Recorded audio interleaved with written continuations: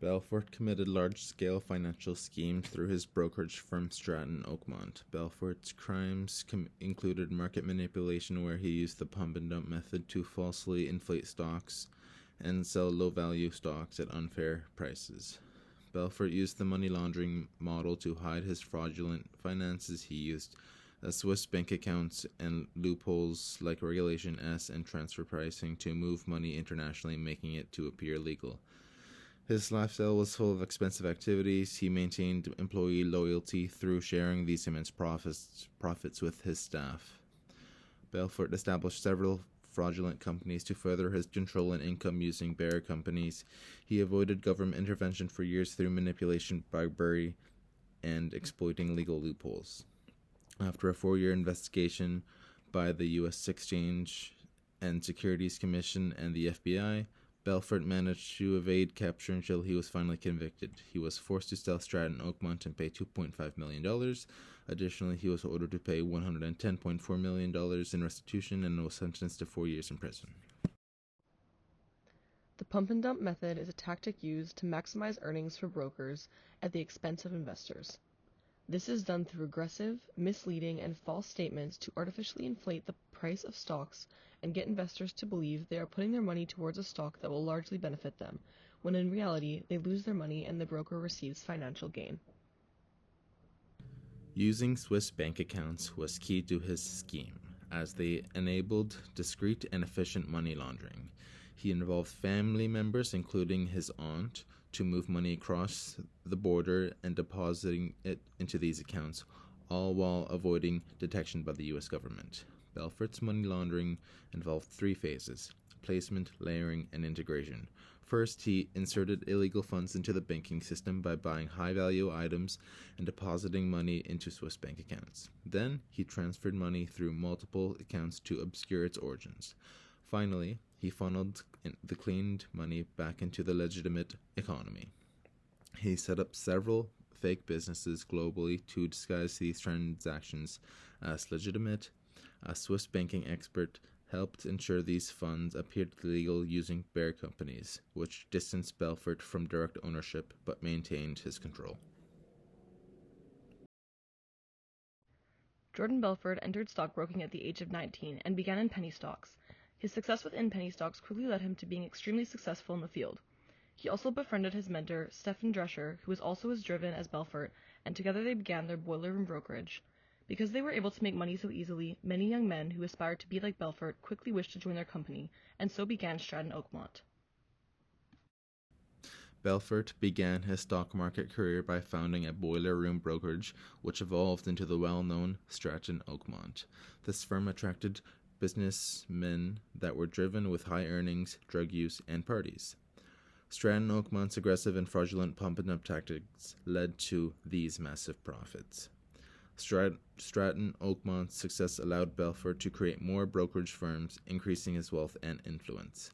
However, the SEC grew suspicious and launched an investigation. Belfort was eventually forced to sell Stratton Oakmont and pay $2.5 million in a civil securities fraud case. His illegal activities led to his arrest and a significant fine, signaling the firm's downfall. Employees at Stratton Oakmont were trained to use aggressive tactics in order to sell their stocks. Belfort had quickly learned that empathizing with potential clients was an easy way to manipulate them into buying stock, so he would train his employees to use enthusiasm and emotion to pull at clients' heartstrings.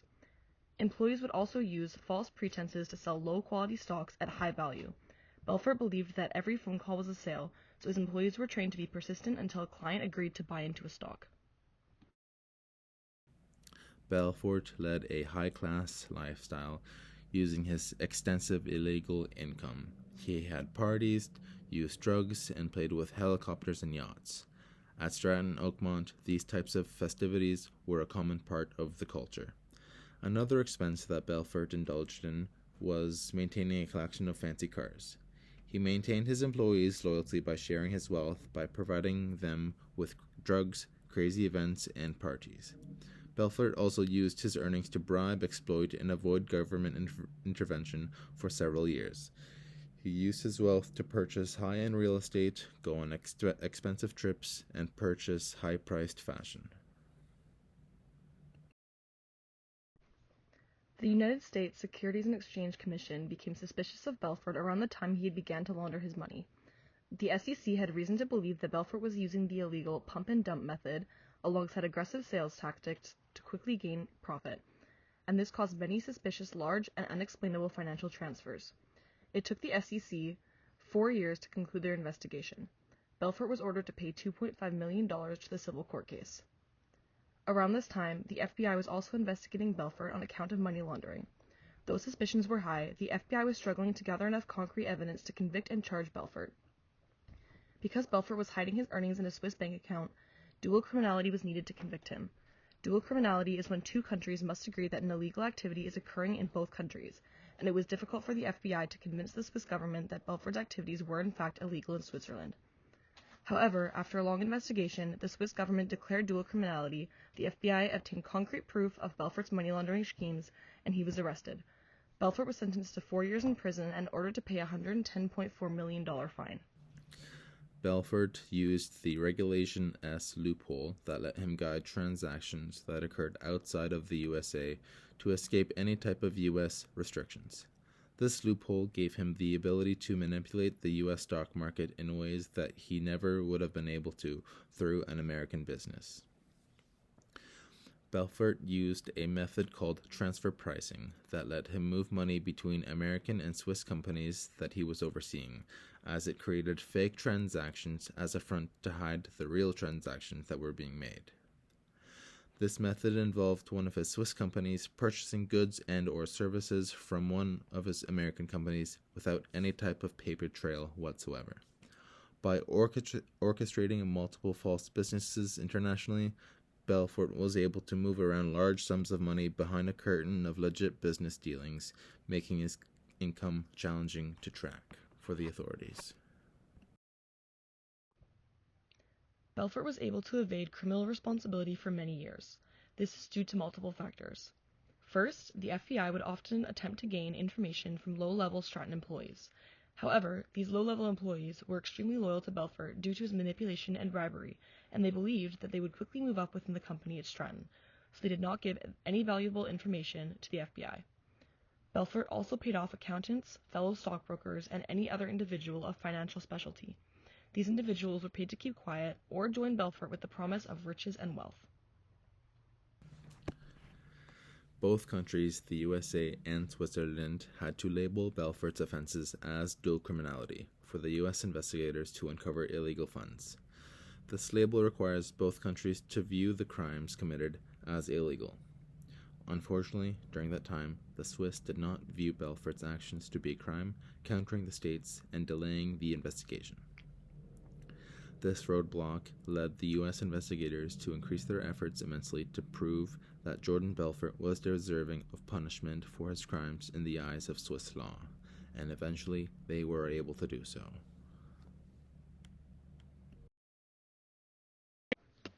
As stated in previous slides, the FBI was able to gather enough concrete evidence to charge Belfort. Once presented with the evidence, it only took Belfort 36 hours to confess. This was for multiple reasons. First, Belfort stated that he couldn't handle the pressure of authorities that was continuing to build, and he knew that the growing evidence did not look good against him.